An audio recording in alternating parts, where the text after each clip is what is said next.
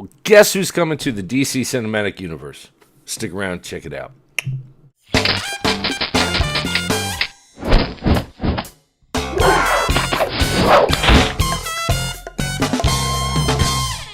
And welcome back to the Comconocave. I am your host, the Comconocalst. And before I get started, I know I teased you with an intro, but I want to give a shout out to a couple of friends of mine, Stefan McMillan and Justin T. Watson. They have started up a podcast. It's available on iTunes.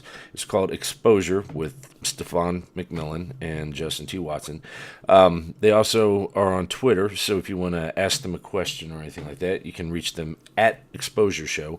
Or if you have any questions, you can also reach them on Gmail at slowlistnetwork@gmail.com. What they do is they find YouTubers and they interview them. They find out, what drives them, what makes them do what they do, and what they're hoping to get from the whole thing. I was lucky enough to talk with both of them recently.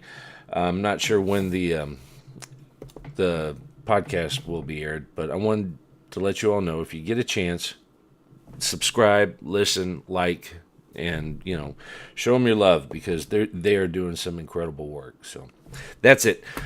Now for the big news this week. I found out that I didn't find out. Latino Review found out, but I'm reporting it to you.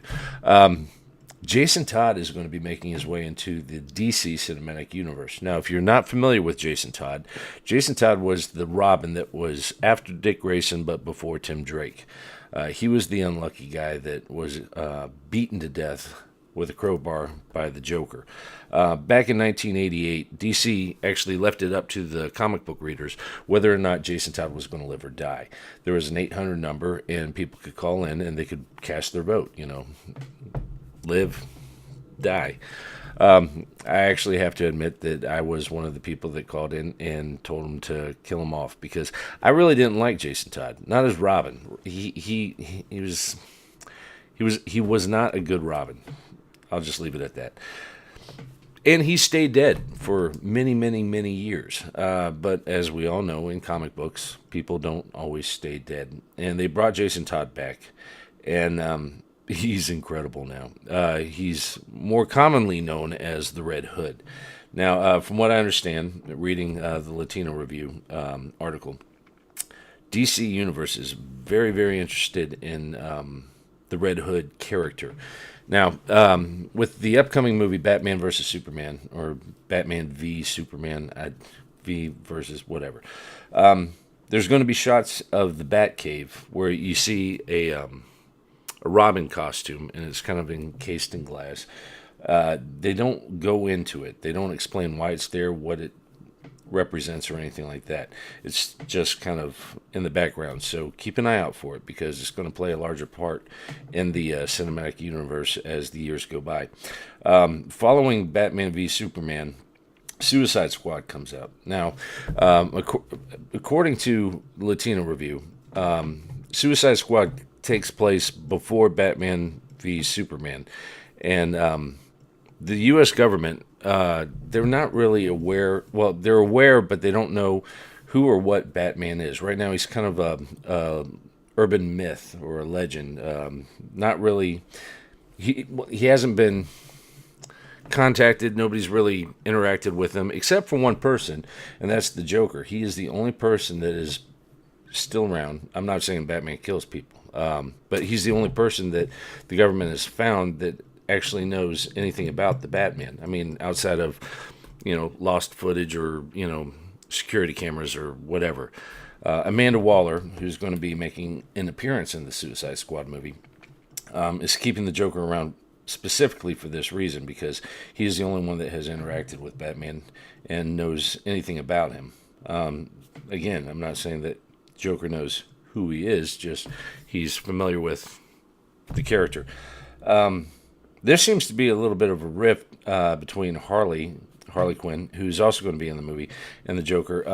Apparently, Harley is a little, I guess she feels a little guilty about what happened with Jason Todd, and there's kind of a rift growing between her and the Joker as far as the movie is concerned.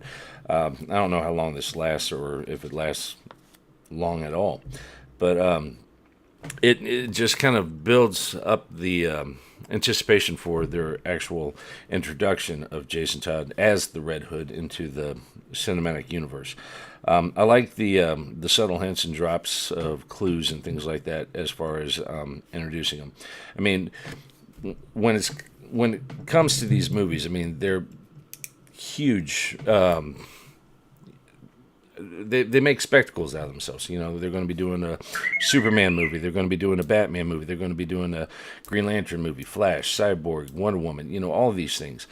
But you haven't heard anything about Jason Todd. I mean, even Lex Luthor. He's been mentioned I don't know how many times, especially after they showed Jesse Eisenberg with the bald head.